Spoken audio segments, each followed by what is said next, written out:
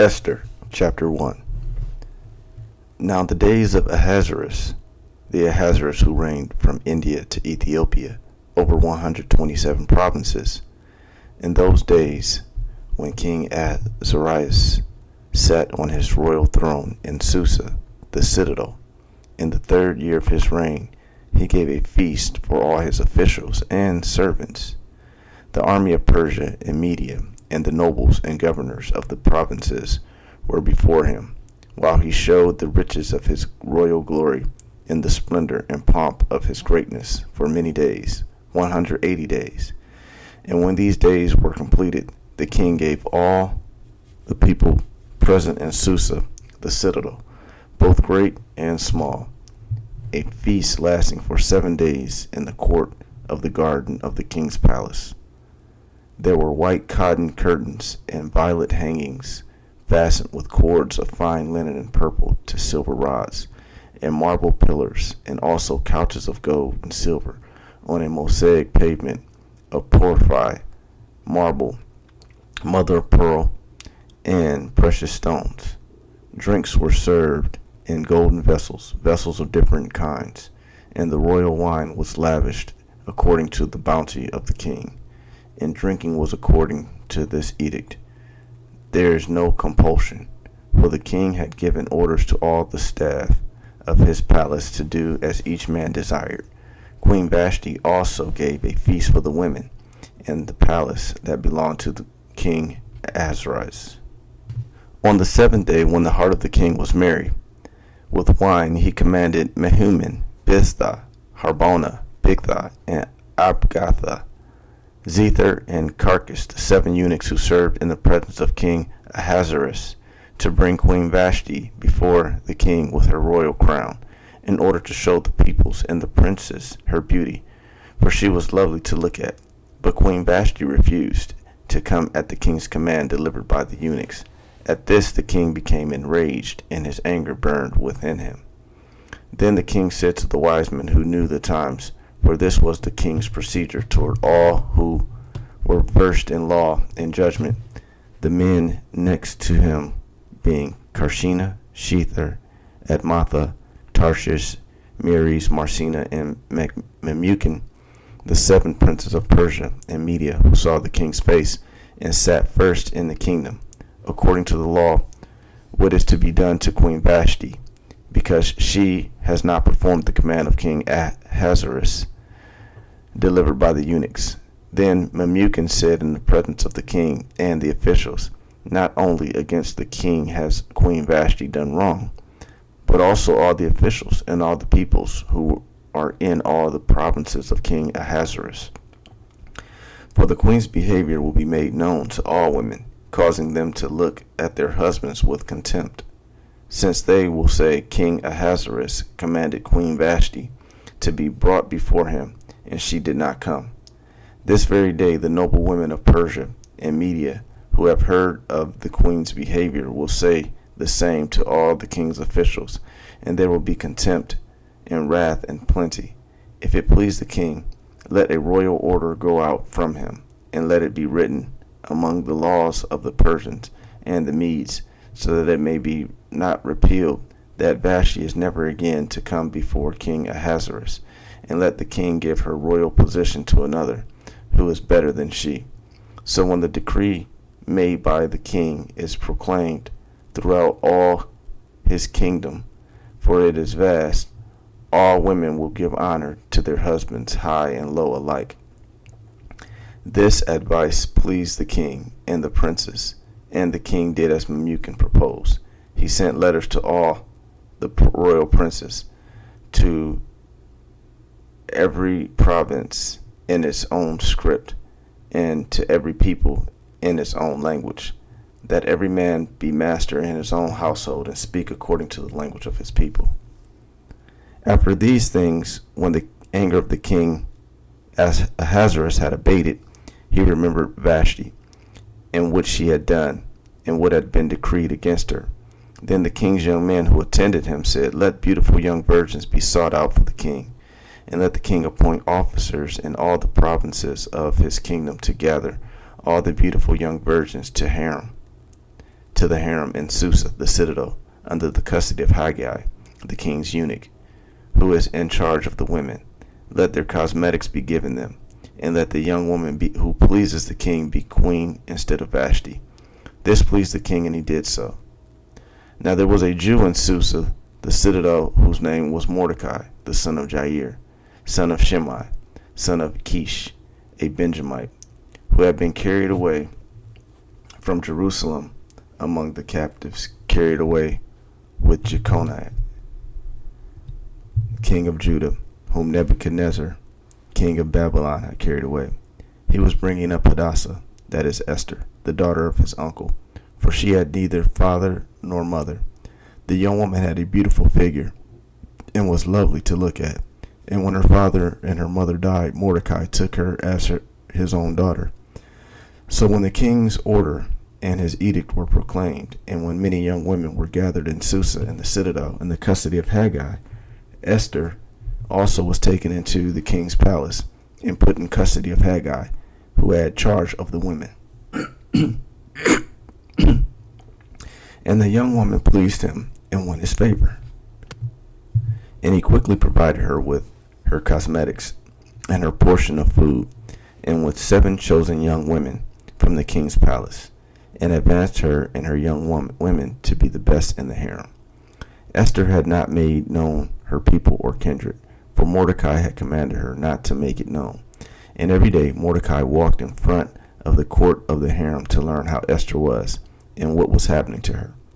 Now when the turn came for each young man to go in to king, for each young woman to go in to King Ahasuerus, after being 12 months under the regulations for the women, since this was the regular period of their beautifying, 6 months of oil of myrrh, and 6 months with spices and ointments for women.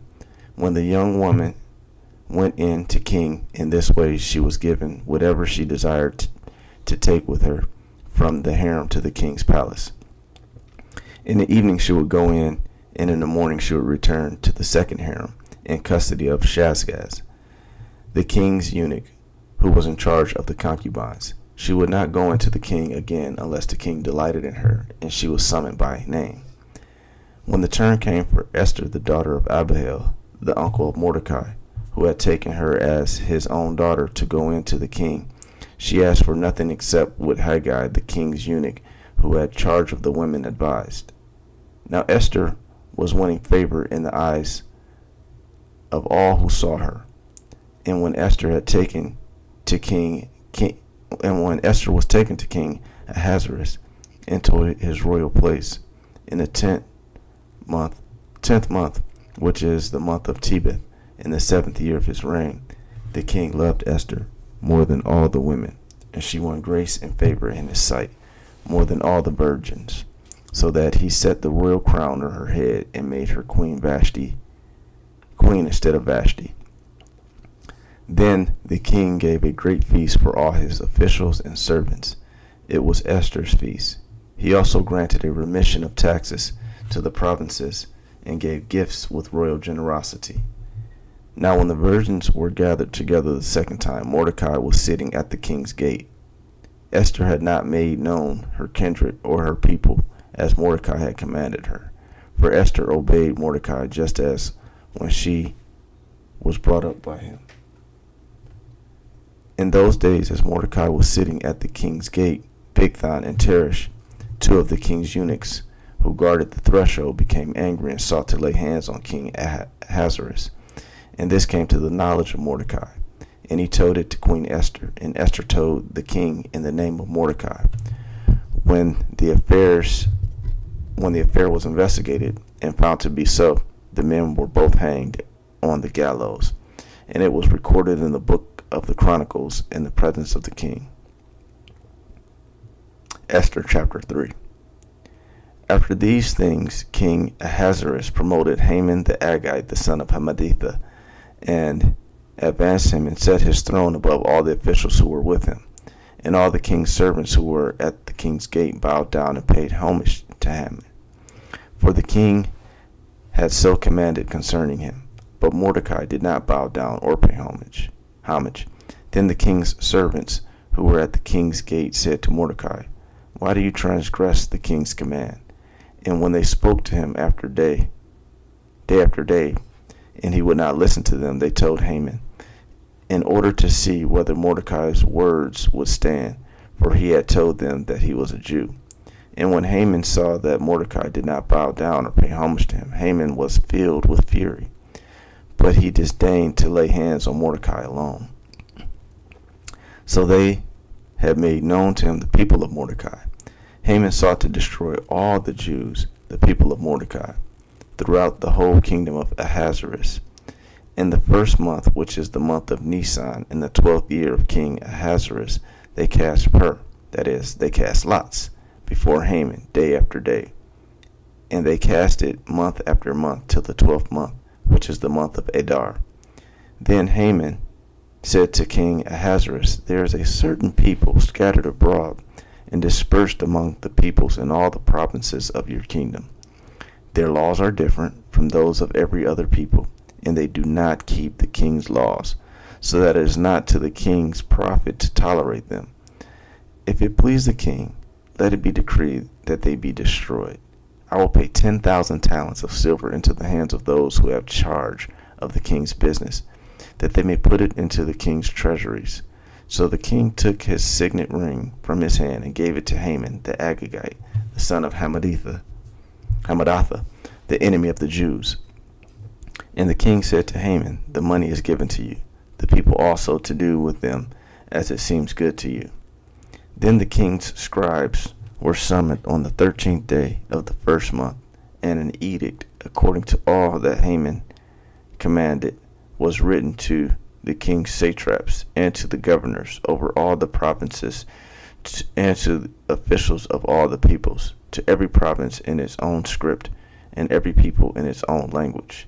It was written in the name of King Ahasuerus and sealed with the king's signet ring. Letters were sent by couriers to all the king's provinces with instruction to destroy, to kill, and to annihilate all Jews, young and old, women and children, in one day, the 13th day of the 12th month, which is the month of Adar, and to plunder their goods. A copy of the document was to be issued as a decree in every province of proclamation to all the peoples to be ready for that day. The couriers went out hurriedly by order of the king, and the decree was issued in Susa, the citadel. And the king and Haman sat down to drink, but the city of Susa was thrown into confusion. 1 Corinthians chapter 11, verse 17 through 34. But in the following instructions I do not condemn you, because when you come together, it is not for the better, but for the worse. For in the first place, when you come together as a church, I hear that there are divisions among you, and I believe it in part. For there must be factions among you in order that those who are genuine among you may be recognized. When you come together, it is not the Lord's Supper that you eat, for in eating each one goes ahead with his own meal. One goes hungry, another gets drunk. What? Do you not have houses to eat and drink in? Or do you despise the church of God and humiliate those who have nothing? What shall I say to you?